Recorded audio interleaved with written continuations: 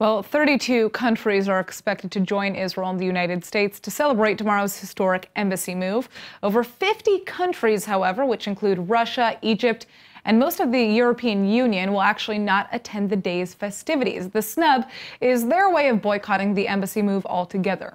ILTV's Brett Allen Smith is here with the details. Now, Brett, obviously tomorrow is the culmination of a controversial decision that U.S. President Donald Trump made back in December. What can we expect from the international turnout? So things are kicking off with a big reception tonight, actually, and Ivanka Trump and Jared Kushner have actually just landed at the tarmac now, along with U.S. Treasury Secretary Steve Mnuchin and 12 members of Congress. And they'll be kind of the MC of ceremonies at tonight's gala and tomorrow's, far more exclusive event at the embassy. So far, only a few ambassadors from the EU are even expected to come tonight, and that would be Hungary, the Czech Republic, Austria, and Romania. Interestingly, Austria actually, greatly opposed that original decision by Trump to move the U.S. embassy from Tel Aviv. Austria voted with the majority of nations at the UN in favor of the resolution condemning the unilateral decision to recognize Jerusalem as Israel's capital. Yeah, well, those other three countries, Hungary, Romania, and the Czech Republic, actually abstained from that UN vote altogether. Right. Now, they didn't vote against it like Israel may have wanted, but clearly they're in favor of the embassy move. Sure, but by abstaining, that may have actually given them the opportunity to stay a player in a somewhat different game. I mean, the Palestinian Authority actually just now blames this exact trio of countries for blocking a EU resolution condemning the opening of the embassy.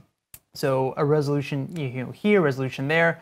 What do all these resolutions mean if they're just not legally doing anything? But clearly for a situation where symbolism is so significant, I mean, the transformation of the current consulate into an embassy office itself is purely symbolic. I mean, obviously these are all very meaningful in a place, like Jerusalem, no less.